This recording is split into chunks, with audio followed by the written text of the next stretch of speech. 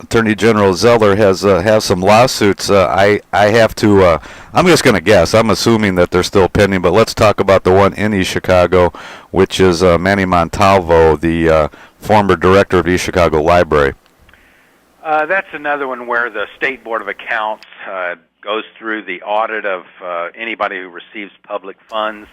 Unfortunately, we've been up there all too often. That's one where it was not only the executive director, but I think there's some of the board members who had some issues as well. But it's really one of these things where I think in order to maintain the public's trust that we're watching out for their money, we really have to be pretty aggressive about these things. So if people always say, you know, why are you always making a big deal out of these lawsuits? Because sometimes there's a lot of money, sometimes there's not as much. But I think part of it is we have to let the public know that their tax dollars are being watched, and when they go missing, particularly when they go missing into somebody's pocket, we're going to be very aggressive about going back after it. It seems, and I know Manny Montalvo. In fact, I bumped into him recently. He's a gentleman, and that I understand it has nothing to do with it, but just to fill in some gaps, he seems to have listed pretty clearly the things he was spending the money on. Did you have to dig very, very deep to find some of these questionable expenditures? Well, I will say there's some unique aspects of this that the State Board of Accounts review uncovered. I mean, part of it looks like the library board appears to have approved some of the expenditures. So there's a question of whether they share some of the liability.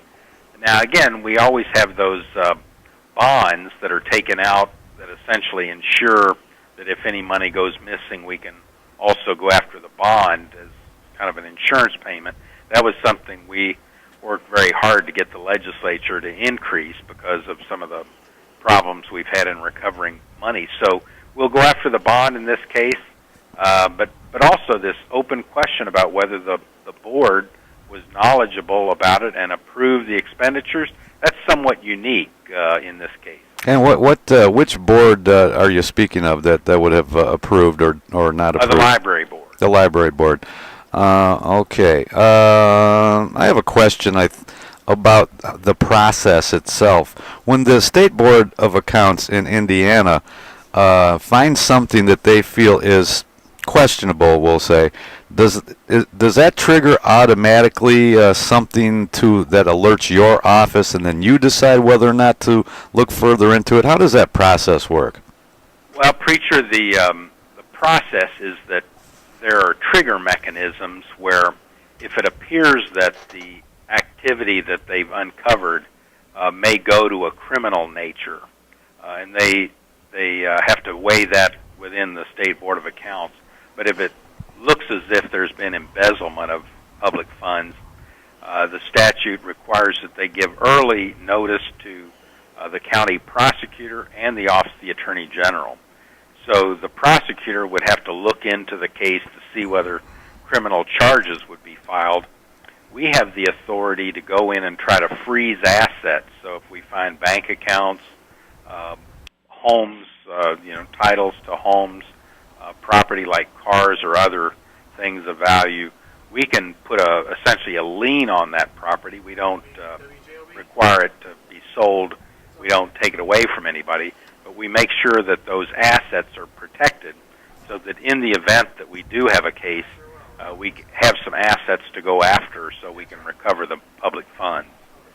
Are we speaking of the local prosecutor's office or whom? It would be the county in which the public funds are received. So it would always be Bernie Carter up in Lake County and my office.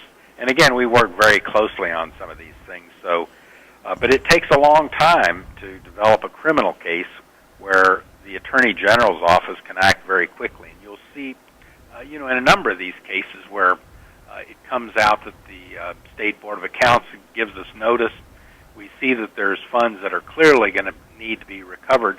We can step in very quickly, freeze assets, and try to make sure that the public's funds are protected. So in the event that we do get a judgment, or sometimes we'll get a settlement from the person we're going after. Again, this is all in civil court. Sure. But we make sure that those assets don't somehow get put into other people's names, they don't move away, or they don't get sold, so we can at least freeze the assets so that they're available for the public's recovery. Yeah, I'm banging my brain to remember the last case that was prosecuted by the Lake County prosecutor up here, at least involving politicians. I suppose there have been some, but for the life of me, I can't think of anyone off the top of my head. Now, I know you have some other cases, but can we, before we get away from Manny Montalvo, where is his case at right now? I'm looking at a list of things: East Chicago bank accounts, retirement plan, he has 6 vehicles. Wow. Well, we Jeez. did do a little work before some of those things are things that we checked on titles and titles to property. So those things are all public records. It's not like we have to do a whole lot of looking. When you register your car, you register your mortgage, all those things are public records. So, but again, it doesn't necessarily, I don't want to say that people should assume that they're guilty or that there's going to be a civil judgment.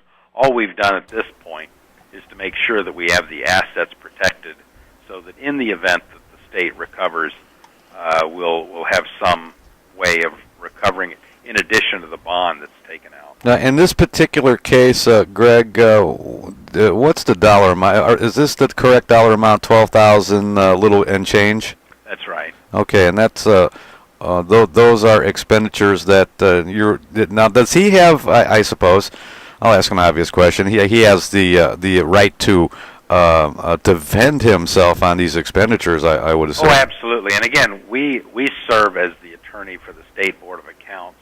They're the ones who make the determinations as to whether the expenditures are approved under the state's auditing measures. So everybody that handles public funds have essentially a rule book to follow that the State Board of Accounts tells people how to account for the monies that they receive and spend. Now, we do distinguish if people are just bad bookkeepers, they fail to keep receipts. We would handle that very differently. We'd give notice that they owe money back. And if it's an accounting error, we usually tell people, we'll work on some plan with the State Board of Accounts so you'll have a period of time, but you still owe the money back because you're responsible. Now, if it looks as if you've taken the money yourself, we treat it a little differently. We call it civil prosecution. So again, it's not a criminal charge, but we ratchet up our ability to go after, and that's when we start freezing assets and let's say we play a little rougher. As part of the RICO suit that was filed against the city of East Chicago, and I think it's fair to say, or accurate to say, that former Mayor Bob Pastrick was also named in that suit. Where are you in terms of recovery? That's a large sum of money. Well, it was $108 million, and we tried to freeze as many assets as we could find.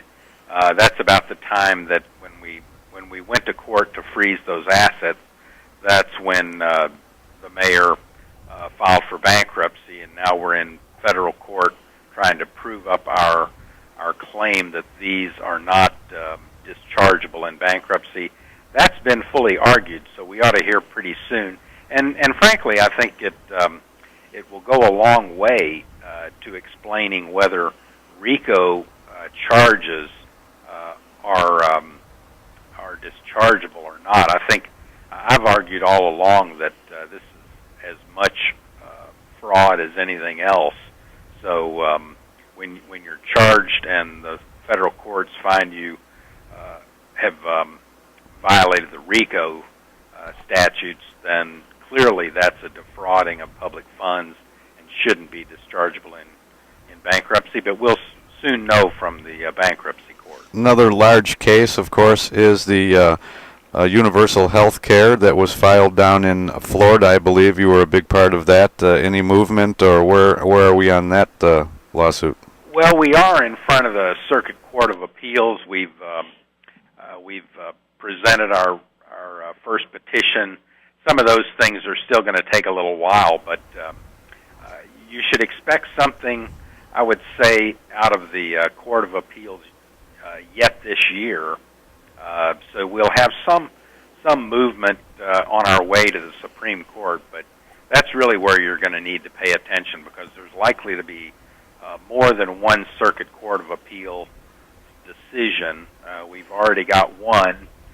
We'll have, I think, this main one that comes out of the 11th Circuit out of Atlanta, and then the Virginia case is working its way through the Court of Appeals. So you're likely to see at least two or three that give the Supreme Court an opportunity to pick it up and make a final resolution. And again, I've told people, regardless of their views on whether this is a good bill or a bad bill, whether the statute is constitutional, I've never said whether I know for a fact, but I do think it's important that before we build out a whole new system of health care insurance in this country, we need to get a final resolution so we know for certain, and that has to come from the Supreme Court. Oh, fair to say that in these types of cases, with my serial box law degree, that this is basically interpretation, and that's just that's the nature of the beast. That's right, and I've told people that they ought to really expect more of this. These challenges of the state's action. We've been sued for a number of the bills that the legislature passed.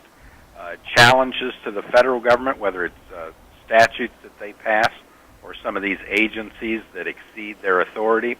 Some of that is really just basically part of our federalism that allows the courts to review to see whether the federal government and the states have acted within their proper limited authority. If you don't make sure of these limits are being adhered to, it really encroaches on the freedom that all of us enjoy in this country. So it's really a question of individual freedoms and liberties are guaranteed by limiting the government. So challenging the federal government, challenges to the state, people should really applaud that, because it helps limit the role of government in all of our lives.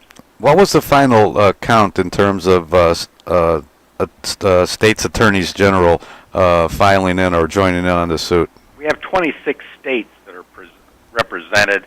I think Missouri filed an amicus brief, so they're not a party, but they have joined supporting our view of it. But it only takes one, and I've told people that even if there weren't 26 states, I would have felt that it's my obligation as Attorney General to challenge the federal government before I go and tell people that they have to buy insurance because the federal government says they have to. I think it's appropriate that we ask the court whether the Congress has the authority to make us buy things.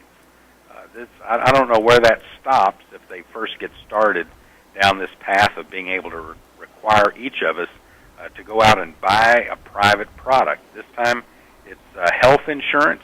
I'm not sure where that line would end if we let Congress start telling us what we have to buy. I agree. Next thing is going to be a couple of sidebars before we let you get back to work, Greg.